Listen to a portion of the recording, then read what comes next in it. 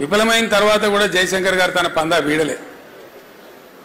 ఆయన రాస్తూనే ఉన్నాడు, సమీకరిస్తూనే ఉన్నాడు, ప్రతి సంవత్సరం బడ్జెట్లు అనాలిసిస్ చేస్తూనే ఉన్నాడు, తెలంగాణకు జరిగే అన్యాయాలను రికార్డు చేస్తూనే ఉన్నాడు. ఆ రోజుల్లో కంప్యూటర్ ఉండేది కాదు. కంప్యూటర్ వచ్చేదాకా, కంప్యూటర్ వచ్చిన తర్వాత కూడా ఆయన రికార్డు చేస్తూనే ఉన్నాడు. చేసి జరుగుతూ ఉండే. నేను అడిగిన ఒక రోజు, జయశంకర్ గారు 69లో ఘోరమైన వైఫల్యం వచ్చింది కదా, ఇంకో విచిత్రమైన విషయం మీకు గుర్తు చేయాలి. నేను ఇవి అవసరం, మనకు తెలియాల్సిన అవసరం ఉంది. మీరంతా ఈ స్టేజీ పైన కానీ కింద కానీ అతి ముఖ్యమైన నాయకులు ఉన్నారు కాబట్టి ఈ విషయం నేను మీతో పంచుకోవాలనుకుంటా ఉన్నా. 69 ఉద్యమంలో ప్రధానమైనటువంటి అంశం ముల్కీ రూల్స్, చాలా ప్రధానమైన అంశం. ఆనాడున్నటువంటి యువకులు, చదువుకుంటున్న విద్యార్థులు, ప్లస్ ఉద్యోగులుగా ఉన్నటువంటి వాళ్ళు, మన టీఎన్జిఓలు, వాళ్ళు కూడా బాగా హైలైట్ చేసి కొట్లాడిన విషయం ఏంటంటే ముల్కీ రూల్స్. మేము చదువుకుంటే ఏం లాభం, మా ఉద్యోగాలు మాకు వస్తలేవు కదా, తస్కరించబడుతున్నాయి కదా అనేదే మేజర్. నీళ్ళ విషయంలో అప్పుడు కాలాలు కొంచెం బాగుండేది, వర్షాలు బాగా కురిసేది. ఈ మన మన మన ఉద్యమ ప్రస్థానంలో జరిగిన ప్రస్తావన తక్కువ ఉండేది అప్పుడు, కానీ ప్రధానంగా ముల్కీ రూల్స్ మీదనే ఉండేది. ఒక విచిత్రమైనటువంటి పరిస్థితి ఏంటంటే ముల్కీ రూల్స్ పేరిటనే అసలు అందులో పాల్గొన్న వాళ్ళు చెప్తే కళ్ళకు నీళ్ళు వస్తాయి మనకు. రాజ్భవన్ గేట్ ఎదురుగా ఒక సంఘటన, వాళ్ళు బుల్లెట్లు కొడతా ఉంటే వీళ్ళు రాళ్ళు కొడతా ఉన్నారు, చచ్చిపోతున్నారు. ఇంద్రవల్లిలో గిరిజనులు ఏ విధంగా కొట్లాడినరో, పోలీసు తూటా వస్తూ ఉంటే మరో 10 మంది ఉరుకుతా ఉన్నారు, తూటా ఎదురుగా తూటా వస్తుంది, నేను చస్తా అని తెలిసి కూడా. అంత ఆవేశపూరితంగా ఉద్యమం జరిగింది. చచ్చిపోయినారు, 8-9 మంది చచ్చిపోయినారు ఆ రైలు పట్టాల మీద పడి, రాజ్భవన్ ఎదురుగానే. అంత బాగా జరిగింది. సరే, ఉద్యమం సమసిపోయింది, తెలంగాణ రాలేదు. ఉద్యమ సందర్భంలో కొత్త పొటమరింపు. ఉద్యమం అయిపోయిన తర్వాత పివి నరసింహారావు గారిని ముఖ్యమంత్రి పెట్టినారు. పివి నరసింహారావు గారు ముఖ్యమంత్రిగా ఉన్నారు. ఆయన కూడా తెలంగాణ బిడ్డ. ఆయన 2 రాష్ట్రాలు కలవాలని ఉండే ఆయనకు పాపం, విశాలాంధ్రలో ఏదో గొప్ప జరుగుతుందని ఆయన కూడా ఆశపడ్డాడు. కానీ మోసం జరిగింది, ఆయన మనసులో ఉంది. ముల్కీ రూల్స్కు సంబంధించిన అంశం పోరాటం నుంచి, ఉద్యమ రూపం నుంచి పోయి లీగల్ బ్యాటిల్గా మారి సుప్రీంకోర్టులో పెండింగ్లో ఉంది. కరెక్ట్గా 73లో పివి గారు ముఖ్యమంత్రిగా ఉండే టైంలో సుప్రీంకోర్టు తీర్పిచ్చింది తెలంగాణకు అనుకూలంగా. Mulki rules shall continue for Telangana అనగానే ఆంధ్రాలో జయాంధ్ర మూమెంట్ పెట్టింది. జయాంధ్ర ఉద్యమం పెట్టి చాలా ఘోరంగా జరిగింది. అది కూడా అక్కడ కూడా 60-70 మంది చనిపోయినారు పోలీస్ కాల్పులలో, వందలాది వేలాది మంది అరెస్టులు అయినారు. చాలా ఒక 5-6 నెలల పాటు బీభత్సంగా జరిగింది. అది కూడా మళ్ళీ ఢిల్లీ ఆ ఆంధ్ర ప్రాంతంలో జరిగిన ఉద్యమాన్ని మాత్రమే పరిగణలోకి తీసుకొని సుప్రీంకోర్టు తీర్పును కాలరాస్తూ రాజ్యాంగ సవరణ చేసింది. నేను ఎందుకు చెప్తున్నా ఈ అంశం ప్రధానంగా అంటే 69లో ఉద్యమం కూలిపోయి నిరాశకు గురైన తెలంగాణ ఇక లెవ్వలే. ఏ ముల్కీ రూల్స్ కోసమైతే రాజ్భవన్ గేట్ కాడ 8-9 మంది విద్యార్థులు చచ్చిపోయే పరిస్థితి వచ్చిందో, అంత ఆవేశపూరితంగా జరిగిందో, ఒక్క విద్యార్థి కాలేజీ లేడండి, యూనివర్సిటీ లేడు. నేను చిన్న పిల్లవాడిని 9వ తరగతిలో ఉన్నప్పుడు సిద్దిపేటలో బై ఎలక్షన్ వస్తే అప్పటి టీపీఎస్ అధ్యక్షుడు మదన్ మోహన్ గారు అక్కడ పోటీకి వచ్చారు. డాక్టర్ చెన్నారెడ్డి గారు తదితరులతో వచ్చి మా ఇంట్లోనే క్యాంప్ ఉన్నారు వాళ్ళు. మేమంతా వాళ్ళకు భోజనాలు పెట్టేది.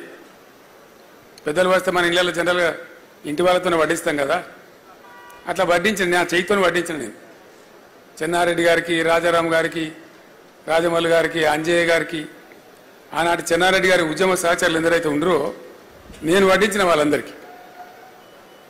అట్లా జరిగింది. ఆ టైంలో ఉప ఎన్నికలు కూడా గెలిచినారు.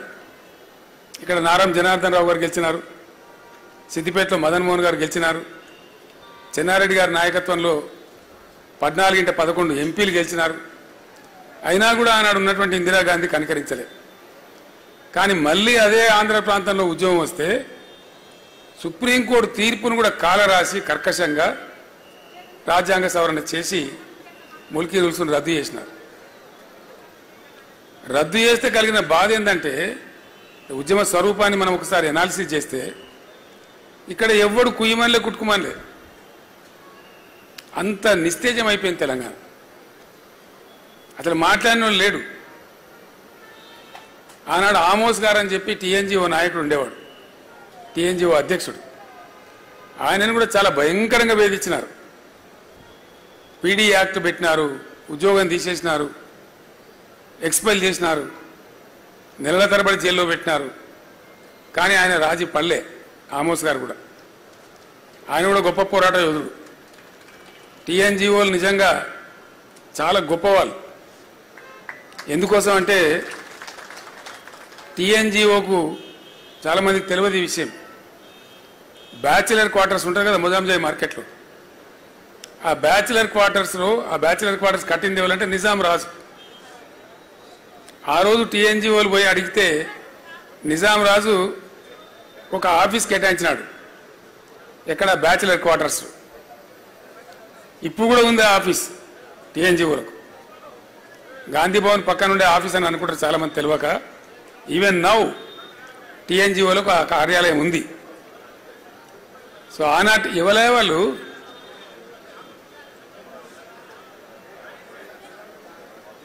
వాళ్ళకి సబ్జెక్ట్ పట్టలేని వాళ్ళు వాళ్ళని పంపిస్తే మంచిది. అక్కడికి ఆ టీఎన్జిఓ కార్యాలయం ఇప్పుడు కూడా ఉంది. తమాష ఏంటంటే ఆంధ్రప్రదేశ్ ఏర్పడి 58 సంవత్సరాలు ఆంధ్రప్రదేశ్గా కొనసాగినా టీఎన్జిఓలు మాత్రం వాళ్ళ ట్యాగ్ తీసేసుకోలేదు. ఎంతమంది ముఖ్యమంత్రులు, గివ్ ఏ బిగ్ హ్యాండ్, ఎంతమంది ముఖ్యమంత్రులు ఉన్నారు కదా. స్వామిగౌడ్ గారా వారు టీఎన్జిఓ అధ్యక్షులుగా పనిచేసిన ఉద్యమంలో ఉరువు తొలగించారు. దేవి ప్రసాద్ గారు ఉన్నారు. వాళ్ళు ఎన్నడూ కూడా ఆ టీఎన్జిఓ ట్యాగ్ తీసేయలే. ఒకటే స్టేట్ కదనా, ఎందుకయ్యా మళ్ళీ తెలంగాణ పేరు మీద ఉద్యోగ సంఘం అంటే మేము తెలంగాణ ఉద్యోగ సంఘంగానే ఉంటాం, మంచి అయినా సరే చెడ్డ అయినా సరే అని ఉన్నటువంటి ఒక గొప్ప సంఘం టీఎన్జిఓ సంఘం. కొద్దిమంది అంటే జయశంకర్ లాంటి వాళ్ళు, టీఎన్జిఓ లాంటి వాళ్ళు అక్కడోళ్ళు తమ పట్టు మీద ఉన్నారు. మనసులో ఉన్న భావాన్ని అట్లా పెట్టుకొని ఉన్నారు. దిక్కుమొక్కు లేకపోయినా ఉన్నారు.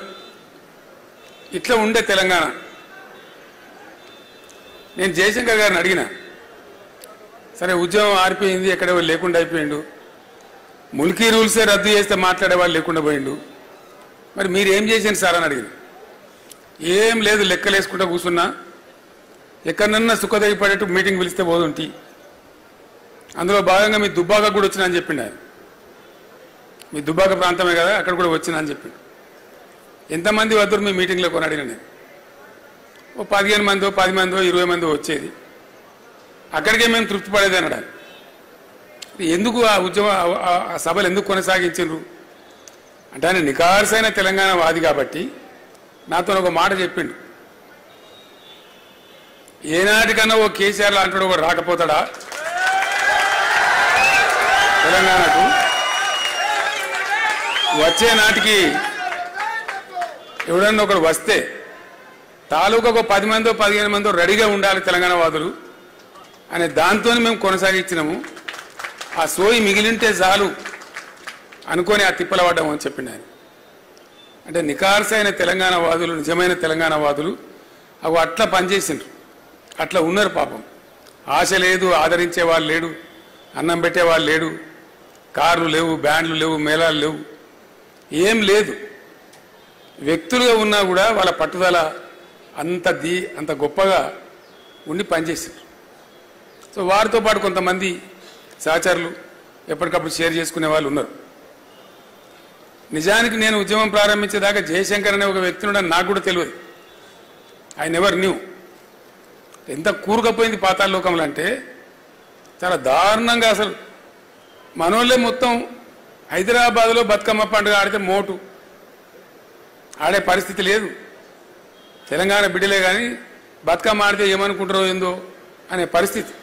హైదరాబాద్లో మనోళ్ళంతా ఆనగపకాయ బంద్ చేసి సొరకాయని మొదలుపెట్టారు, పుంటికూర బంద్ చేసి గోంగూరను మొదలుపెట్టారు. అంటే మన మాతృభాషను, మన స్వతహాగా మనం పుట్టినప్పటి నుంచి ఉన్నటువంటి భాషను కూడా మాట్లాడితే మొరటేమో ఏమని అనుకుంటారేమో అనే స్థాయికి నెట్టివేయబడ్డది తెలంగాణ. ఘోరాతి ఘోరం. నేను జయశంకర్ గారు ఒకరోజు ఉద్యమంలో తిరుగుతా ఉన్నాం. ఆ పై ప్రాంతానికి పోయినాము, ఆదిలాబాద్ బహుశా ఏ ప్రాంతానికి పోయినామో. తిరిగి హైదరాబాద్ వస్తూ ఉన్నాం.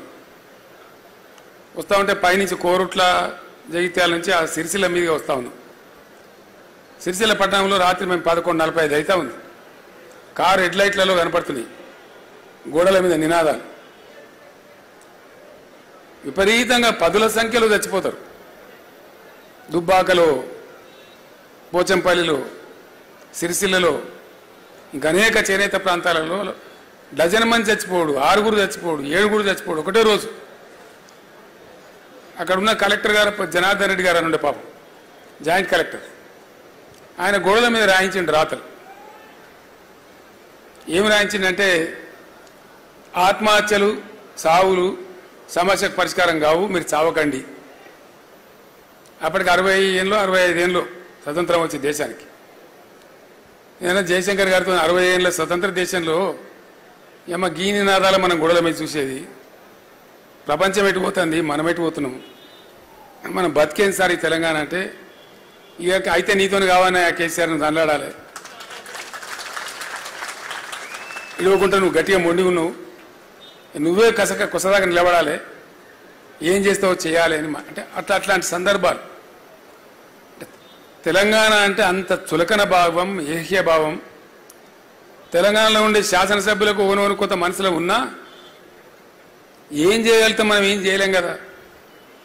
నేను మీటింగ్లో పెట్టినప్పుడల్లా ప్రతివాడు అన్నా మన ఉద్యోగాలు పోతే తప్ప మన తెలంగాణలో మనం నమ్మరు, ఇది అయ్యేది కాదు పోయేది కాదు, వృధా ప్రయాస అనే ఒక నిర్లిప్తత, నిరాశ, అసహాయ పరిస్థితి ఎల్లడలా కనపడేది. ఈ నిర్లిప్తత ఎంత పెరుగుతూ పోయిందో తెలంగాణ పరిస్థితులు కూడా, సామాజిక పరిస్థితులు కూడా అంత దారుణంగా దిగజారుతూ పోయినాయి.